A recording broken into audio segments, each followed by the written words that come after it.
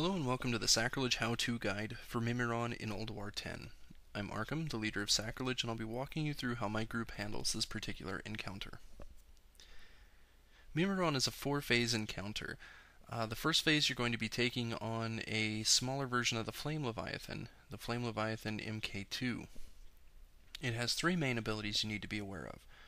The first, and probably the most important for your tanks and healers to understand, is the Plasma Blast, which is going to be hitting your primary aggro target, should be your tank. In order to survive this, your tank is going to have to utilize some cooldowns. I go Bark Skin, Survival Instincts, Bark Skin. After that, I need some assistance in the form of a Pain Suppression or a Guardian Spirit, and if it's a Guardian Spirit, I typically blow my Frenzied Regeneration, which I have glyphed for the extra healing bonus when active, to help me get through that. He also has an AoE Explosion, which will one-shot anyone caught in it, except for a Shielded Death Knight, so you need to run out from that. And you also have to be very careful as you're running out and moving around, because he drops landmines around the floor, making it imperative for your ranged classes to stay ranged, and important for your melee classes to make sure that they have a clear escape path to run out through. If you're faced with a choice between getting hit by a landmine or getting blown up in the AoE explosion, a shot from a landmine won't kill you, so that's the lesser of two evils.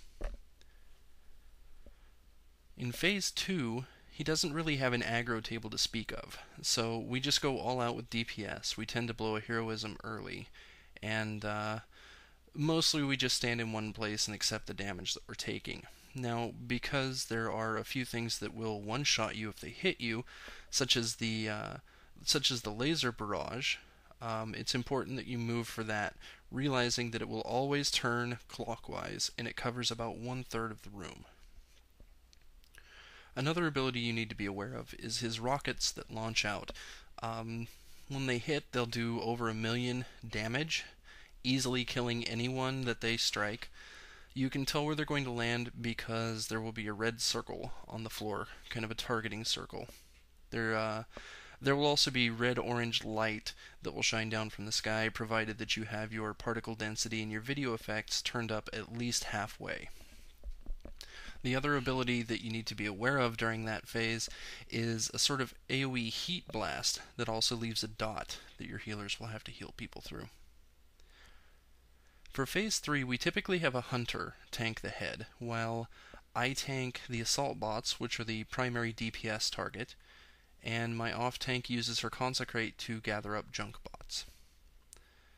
In this video, we were also having the ranged switch over to blow up the bomb bots quickly, but now I tend to use a macro that will let me target a bomb bot, taunt it, and go back to an assault bot.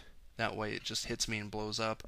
The damage that I'm taking isn't particularly severe, so it's easy enough for the healers to keep me alive through it.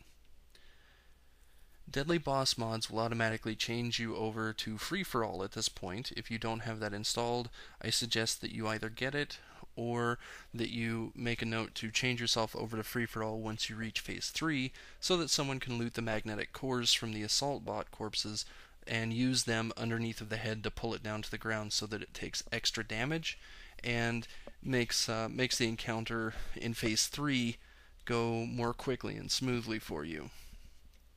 One thing to be aware of when going to collect and use those cores is timing it around bomb bot spawns so that someone doesn't get blown up unnecessarily. The phase transitions are generally pretty long, except for going from phases 3 to 4. Between the phases is a good time for you to try and use totems, or hymns, or potions to regenerate a little bit of mana, but usually going from 3 to 4 it's faster, and you have some bots that you need to clean up at the end of that, so you have less time. Try to make as efficient use of your mana and resources as you possibly can in Phase 3.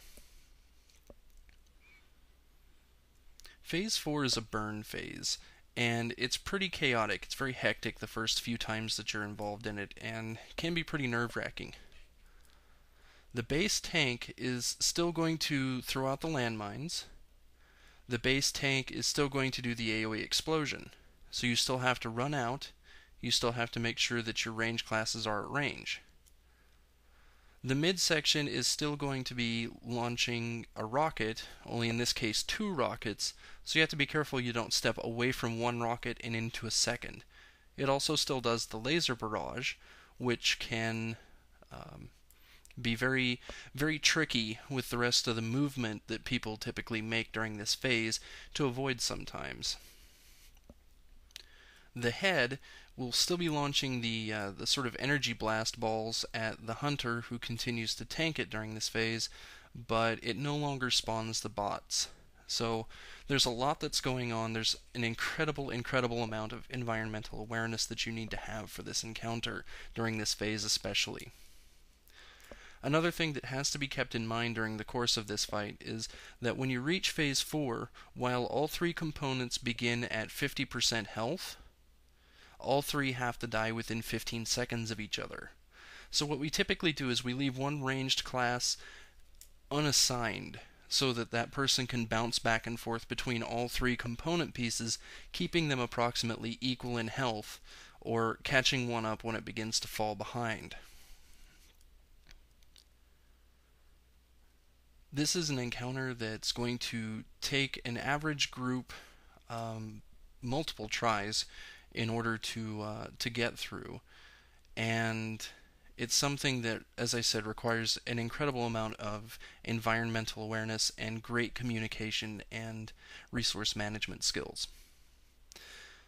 Hopefully the information that was presented in this video will help you achieve a victory versus Mimiron faster and give you a better idea of what you're up against and what you need to look out for.